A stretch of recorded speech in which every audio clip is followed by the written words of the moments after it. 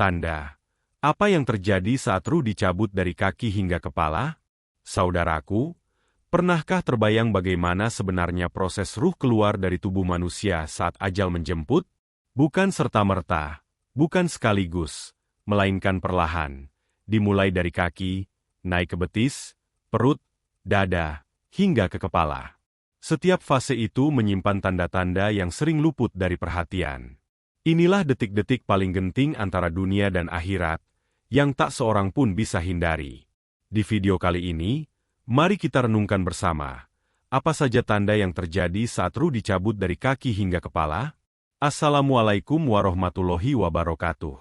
Sahabat semua, kembali lagi di channel kita yang membahas tanda-tanda kehidupan dan kematian dari sudut pandang Islam. Sebelum lanjut, jangan lupa tekan like, subscribe, aktifkan lonceng notifikasinya, dan tulis di komentar, dari mana Anda menonton video ini hari ini. 1. Dimulai dari kaki. Saat malaikat maut datang menjemput, detik-detik pencabutan ruh pun dimulai. Menurut banyak penjelasan ulama, proses ini berlangsung dari bagian tubuh yang paling jauh dari pusat kehidupan, yaitu ujung kaki. Perlahan-lahan, ruh mulai ditarik dari jari-jari kaki, menanjak ke betis. Disinilah tubuh mulai menunjukkan tanda-tanda perubahan yang seringkali tak sepenuhnya disadari oleh orang awam. Bagian kaki yang sebelumnya hangat perlahan menjadi dingin, seperti kehilangan kehidupan. Warna kulit kaki berubah pucat, keabu-abuan, atau bahkan kebiruan, menandakan aliran darah yang mulai terhenti seiring ruh yang sudah mulai meninggalkan wilayah tersebut. Pada fase ini, biasanya penderita masih bisa mendengar suara di sekelilingnya. Mata mungkin masih terbuka, namun tubuhnya sudah tak mampu lagi memberikan respon, terlebih pada bagian kaki. Proses pelepasan ruh dari kaki ini menandakan awal dimulainya perjalanan panjang dari alam dunia menuju alam akhirat. Betapa maha sempurnanya Allah dalam mengatur setiap detail proses sakaratul maut. Dalam sebuah riwayat disebutkan, sesungguhnya ruh ketika telah sampai pada kedua telapak kaki, dikatakan kepadanya, siapakah yang dapat menyelamatkannya?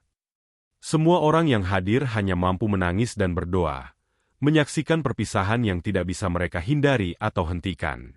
Yang paling menyentuh di momen ini adalah, seringkali keluarga yang mendampingi tidak menyadari betapa dekatnya sang pasien dengan kematian. Mereka mengira orang tercinta itu masih bisa pulih, padahal ruh sudah mulai dicabut perlahan dari kaki. 2. Naik ke betis. Setelah ruh dicabut dari kaki, maka proses berikutnya berlangsung naik ke betis. Pada tahapan ini, tubuh yang tadinya masih sedikit bergerak mulai benar-benar kehilangan kendali. Saraf-saraf motorik di bagian kaki sepenuhnya lumpuh. Otot-otot betis mengendur, jari-jari kaki yang semula bisa bergerak kini kaku dan membeku. Suasana di sekitar pun mulai berubah. Nafas pasien menjadi berat, kadang terdengar seperti tersendat-sendat. Mata masih terbuka, namun mulai tampak kosong, seakan-akan kesadarannya perlahan menghilang.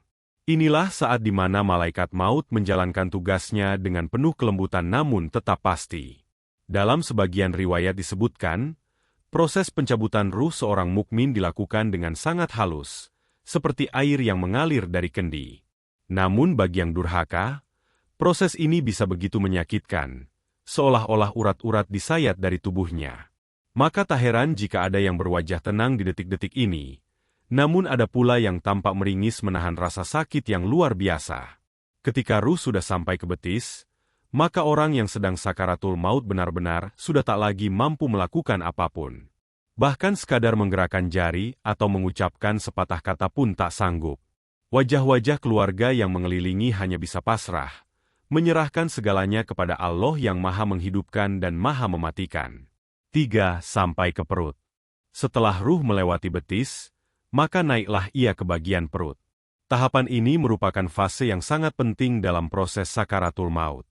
Organ-organ vital yang berada di rongga perut seperti lambung, hati, ginjal, pankreas, dan limpa mulai berhenti berfungsi secara perlahan. Fungsi pencernaan yang sebelumnya terus bekerja sejak manusia lahir kini benar-benar terhenti. Tidak ada lagi aktivitas pemrosesan makanan, tidak ada lagi filtrasi darah oleh hati, dan ginjal pun berhenti menyaring kotoran dari dalam tubuh. Seluruh sistem organ internal mulai padam satu persatu. Pada titik ini, suhu tubuh bagian perut mulai dingin. Biasanya, perut tampak sedikit mengempis, kulit menjadi kian pucat, dan terkadang mulai muncul keringat dingin yang mengalir di dahi si sakit. Denyut jantung melambat drastis, aliran darah yang menuju organ-organ utama menurun tajam. Saat ruh telah sampai di bagian ini, penderita biasanya mulai mengalami kesulitan yang luar biasa dalam bernapas. Nafasnya mulai terputus-putus, seolah-olah udara begitu sulit masuk ke dalam paru-paru. Kondisi ini seringkali membuat keluarga merasa sangat cemas. Mereka memanggil-manggil namanya, mencoba menenangkan, bahkan menangis histeris. Padahal sesungguhnya, orang yang sedang menghadapi sakaratul maut itu mungkin sudah tidak lagi bisa mendengar dengan jelas. Sebagian ulama mengatakan bahwa ruh manusia pada tahap ini seperti berada dalam lorong sempit antara dunia dan akhirat, menunggu ketetapan terakhir. Namun bagi orang-orang beriman, justru disinilah pintu-pintu rahmat Allah terbuka lebar. Malaikat-malaikat pembawa kabar gembira datang menjemput dengan membawa wangi surga, sebagaimana dijanjikan oleh Rasulullah Shallallahu Alaihi Wasallam. Sesungguhnya orang mukmin apabila meninggal, dia akan didatangi malaikat dengan wajah putih bagaikan matahari, membawa kafan dan wangi-wangian dari surga. 4. Dada dan jantung. Ruh kemudian naik ke bagian dada, tempat jantung dan paru-paru berada. Inilah fase yang sangat menegangkan dan penuh misteri. Dada mulai naik turun dengan sangat lambat, kadang tampak tersengal-sengal. Bunyi nafas seperti tersedak atau suara, ngorok, yang khas sering terdengar. Istilah medis menyebutnya dengan ditretel, suara yang menandakan bahwa nafas tinggal beberapa helaan lagi sebelum benar-benar berhenti. Saat ini, jantung bekerja sangat lemah, hampir tak lagi mampu memompa darah. Oksigen yang tersisa hanya bertahan beberapa detik saja di dalam tubuh. Pada saat ruh sampai di dada, biasanya orang yang menghadapi sakaratul maut masih berjuang antara hidup dan mati. Ada yang mencoba mengucapkan kalimat syahadat, meski kadang suara itu hanya terdengar lirih atau bahkan hanya bergerak di dalam hati. Rasulullah Shallallahu Alaihi Wasallam bersabda, "Barang siapa yang akhir ucapannya, la ilaha illallah, maka dia masuk surga." Betapa pentingnya bimbingan keluarga pada detik-detik ini untuk terus menuntun lisannya agar mengucap kalimat tauhid. Di sisi lain, bagi orang yang penuh dosa dan kezaliman, momen ini bisa menjadi sangat mengerikan. Rasulullah menggambarkan bahwa sakaratul maut bagi orang kafir dan durhaka bagaikan mencabut besi berduri dari kain wol basah, menyakitkan dan menghancurkan seluruh serabut uratnya. Sementara bagi orang beriman, ruh mereka keluar dengan mudah seperti setetes air yang mengalir dari ujung kendi. Disinilah Allah memperlihatkan keadilannya. Setiap amal baik ataupun buruk akan menentukan bagaimana ruh keluar dari tubuh. Semua perbuatan semasa hidup kini tampak nyata di hadapan ruh yang sedang dicabut itu. Saat dada mulai terhenti bergerak, maka tibalah pada fase terakhir. Ruh akan dicabut dari kepala. 5. Tenggorokan. Setelah ruh mencapai dada, tahap berikutnya adalah naik ke bagian tenggorokan atau halkum. Inilah saat yang disebut dalam Al-Quran sebagai idza balagoti taroki, ketika ruh telah sampai ke kerongkongan. Quran Surat Al-Qiyamah ayat 26. Di tahap inilah suara-suara khas sering terdengar. Nafas berat, tersengal-sengal, dan seperti suara orang tersedak. Suara yang keluar bukan lagi suara bicara, melainkan gemuruh halus yang mengerikan, pertanda ruh berjuang keluar melewati kerongkongan. Biasanya, pada fase ini mulut orang yang sedang sakaratul maut terbuka sedikit. Beberapa tampak seperti ingin mengucapkan sesuatu, namun suara tak mampu keluar lagi. Lidahnya kaku, suaranya tertahan di halkum. Dalam kondisi ini, sebenarnya ia berada dalam kesadaran yang sangat redup, antara mendengar dan tidak, antara sadar dan tidak sadar. Ruh seakan-akan ingin mengucap kalimat terakhirnya, namun tubuh sudah kehilangan seluruh kendali. Keluarga biasanya memanggil namanya, mencoba membisikkan kalimat syahadat, berharap ia bisa menutup ajalnya dengan husnul khotimah. Inilah saat paling menentukan, karena Rasulullah Shallallahu Alaihi Wasallam pernah bersabda, sesungguhnya seseorang akan dibangkitkan sesuai dengan keadaan wafatnya. Maka, siapa yang mampu mengucap syahadat di saat ruh telah sampai ke kerongkongan, maka sungguh besar karunia Allah baginya. Namun di sisi lain, bagi orang yang selama hidupnya bergelimang maksiat dan penuh dosa tanpa taubat, fase ini menjadi siksaan yang tak terbayangkan.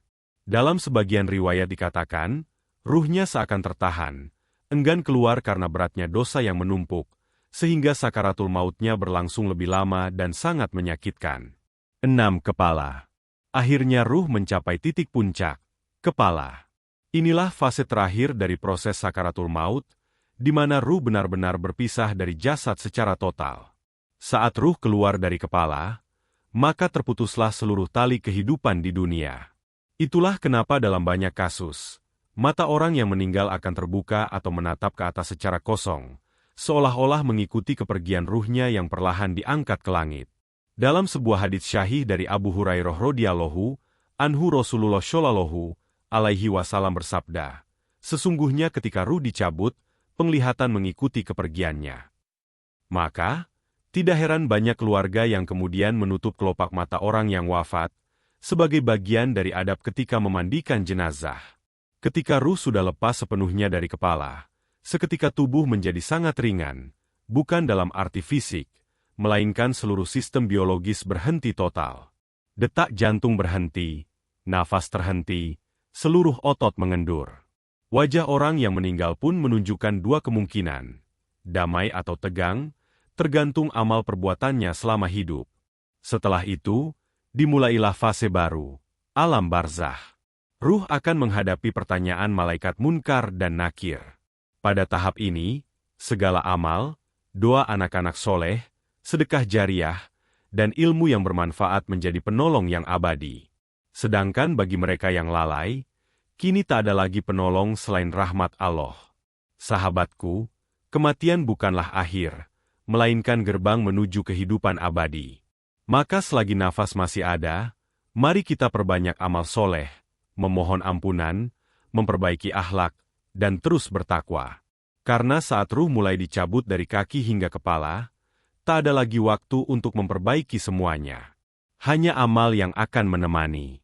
Semoga kita semua husnul khotimah.